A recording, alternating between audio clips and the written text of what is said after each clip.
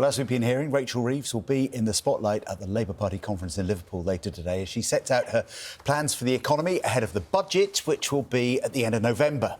The Chancellor is going to announce plans to guarantee paid work for young people who've been out of a job or education for 18 months. Well, Rachel Reeves joins us live on Breakfast now. Morning to you. So let's just start with that point, shall we? Guaranteed work for young people who've been out of work and who've been receiving universal credit benefits for 18 months. What sort of jobs are they going to get? Who's going to employ them? So, first of all, we're facing a situation today where almost 1 million young people are not in education, employment or training. The impact of that, first of all, on them is devastating. We know that if you experience unemployment early on in your working life, you're more likely then to have other bouts of unemployment, earn less and also struggle with mental health problems. And so we want to nip this in the bud, which is why we're making this offer today. And in the first 18 months, of course, there'll be offers of education, of training, of one-to-one support to get a job. But this is a backstop, if you will, that if after 18 months those things haven't been successful, that offer, that guarantee of a work placement to show what you're worth, to show the difference that you can make. And today, this announcement has been welcomed by business organisations. And ahead of the budget, I'm going to work with them on making sure that there are those jobs available. But we do have hundreds of thousands of job vacancies in the economy today. Many employers tell me that they struggle to recruit in a whole variety of sectors, people with the skills that they need. This is something that the previous Labour government did, of course, with the New Deal for young people, the New Deal for the unemployed. This builds on that because we want to end once and for all that scourge of long-term youth unemployment. Can you give us some examples of what sort of jobs they might get? Well, the jobs could be in a whole range of sectors. They could be in the retail sector, they could be in our cultural industries, they could be in government. There's a whole range of jobs, and we've seen a welcoming of this from business organisations today, often who do struggle to recruit the young people with the skills they need, who do complain often that young people are not putting themselves forward for work. And that's why we are making this offer. We will work with businesses, but today 1 in 8 young people are not in education, employment or training. That is not acceptable. It's bad for them, it's bad for businesses and it's bad for taxpayers. What happens if the job that the young person is offered isn't something they want to do and they turn it down? Well, it's always been the case that benefits are not an alternative to work. Benefits are there if there's not work available. This is not any different from that. So if there is a job available, if there are training places available, then you've got to take those up. I want a system based on contribution and on reciprocity, that you put something in when you need support, that support is there for you, whether that is an NHS free at the point of need or a welfare state or a skills system that is there to provide the training. But we can't have a system, we must never have a system that benefits as some alternative to work. That is not acceptable and it's not, frankly, affordable. At the other end of the age range, you are promising a library for every primary school, every child starting their education in primary school in England. What does that look like? What exactly does that mean? Well, this is something that's really personal to me. When I was at school, there were more students than there was space, and my library was turned into a classroom. And so we lacked that place to be able to go and sort of study independently, to explore new ideas. And I don't want that for our young people today. And there are 1,700 primary schools just in England that don't have a library. I think that what that says about the commitment of our country to give all kids the best start in life. libraries are places of inspiration where people can take time to discover new books, to discover new ideas, and I want that for all of our children. And so that's why we are investing in this Parliament to guarantee by the end of this Parliament that every primary school is going to have a library. And actually, for the most disadvantaged children, this is even more important because there might not always be books at home, there might not always be a space to study at home, and yet it is in the most disadvantaged areas that the most primary schools don't have libraries. So this is something that's personal to me, it means a huge amount to me, and I'm determined to deliver it in this Parliament. We've been hearing a lot this morning here on the programme about the threat to businesses at the moment, particularly in the hospitality industry, and a survey warning that a third of pubs could be at risk of closure if the sector doesn't get more support in your budget that's coming up very soon.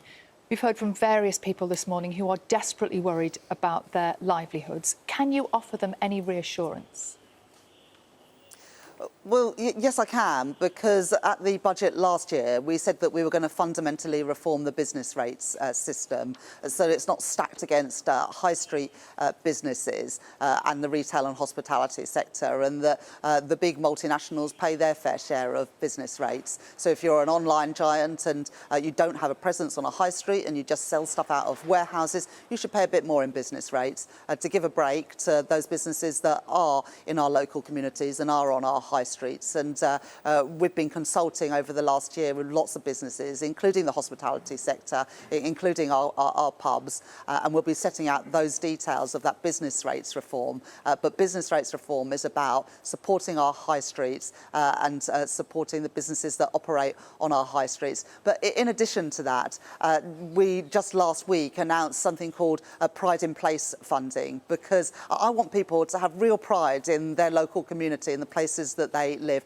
I said I want to grow the economy, but I want that growth to be felt in every neighbourhood and every town centre and every high street in Britain. And that's why we're putting investment in some of the most deprived areas of our countries, because that's where we see the most closures of shops, of pubs, of restaurants and bars. And that's why we are investing, along with local authorities, to put that pride back in local communities. And whether it is being able to... I'm so sorry to interrupt you, but it's an important point. The people that we've had on this programme this morning are very proud of where they work and where they live, but they're paying more in national insurance. VAT remains high, and they are crippled by running their own businesses. How can you reassure them?